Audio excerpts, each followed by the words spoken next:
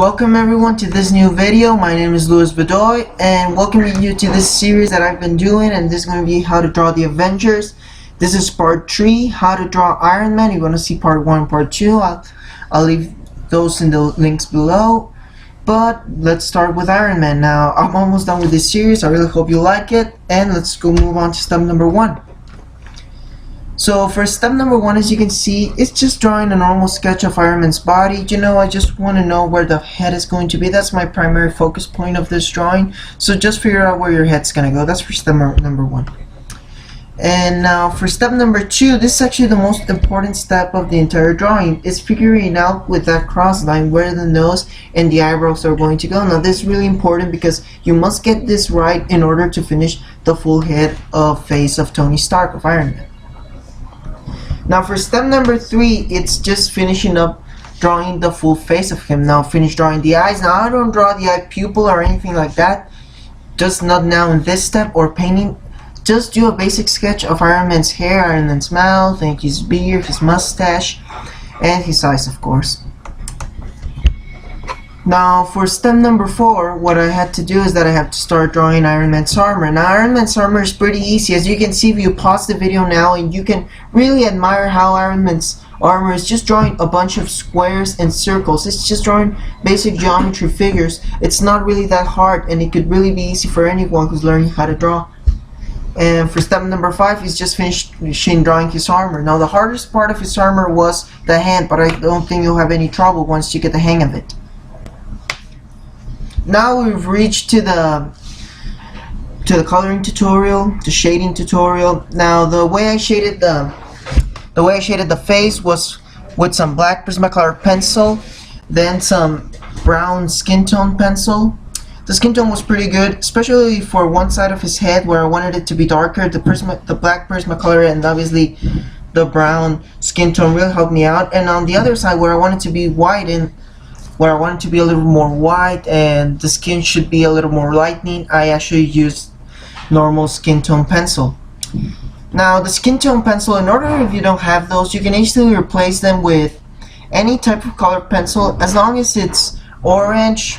I don't know, you can use orange, you can use yellow, and you can use pink. It's just about the shadings. It's all about the shadings. But if you combine pink and if you combine black, you can really get a nice skin tone with those colors. But if you have these skin colors or you have these color pencils in the skin tone that you need, then it's way easy to use these ones.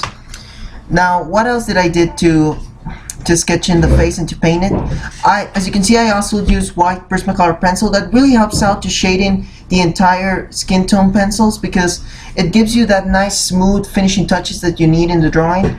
Now as you can see here, I'm leaving the eyes at the end because that's the most important part. That's the thing that's gonna give characteristics to Iron Man. And now I'm painting the hair. The hair was really easy. In fact, I just painted with some black Prismacolor pencil and with some white Prismacolor pencil as well.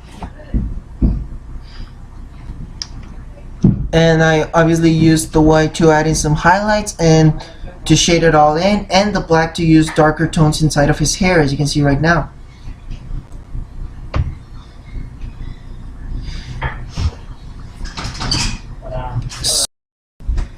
And we continue now. The next step here, what you have to do is that you have to start painting in the eyes. Now the way I painted the eyes, I looked at some images of Tony Stark and I realized his eyes were a little bit brown, a light brown color, so that's what I had to do in order to paint the eyes. And I can really tell you this because any light brown color pencil can help you out by painting the eyes. So the pupil is in black, then you leave a really small circle in white, so it would be a highlight to the eyes and you wouldn't have any problems. That's exactly what you have to do to finish this drawing. To finish, obviously, Iron Man's. So after you finish the eyes, it's time to start painting his armor. So I started out with one of his hands, with one of his gloves, or you can call it propulsors, anything you want to call it. The way I painted this was through the shadings or through the darker tones. I used black Prismacolor pencil, then I shaded in with white Prismacolor pencil, all the way down to the red Prismacolor pencil, so it will all blend in and render in a nice color shade. And of course, as you can see now, I left some white spaces, and those white spaces really helped me out to add in some highlights. And you must really play out with those white spaces. Especially what I did in this drawing is that the white spaces, I basically left them closer to the Arc Reactor. Now the Arc Reactor, if anyone knows comics or has seen the Iron Man movies, is the middle circle in his chest, the circle which gives power to his armor. Because it's supposedly that the Arc Reactor would give you light, so I basically left the light in parts that you can see that the Arc Reactor is actually leading light, and it's actually propulsing light. So that's the lighter tones, I left them close to the Arc Reactor, and the darker tones were a little bit farther from it.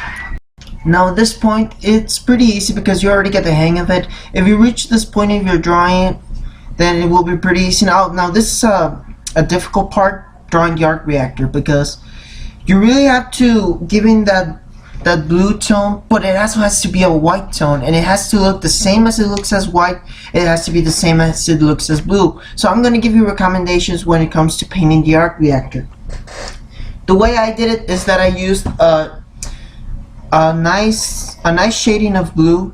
I used blue, and I basically redrawn the entire Arc Reactor, and then I used white to render it into the rest of the reactor. And then I used some white pastel just to shade it all in and make it look like sexually a blue lightning coming out of a white Arc Reactor. And you will see that at the end of the drawing, where what I did was that I used the white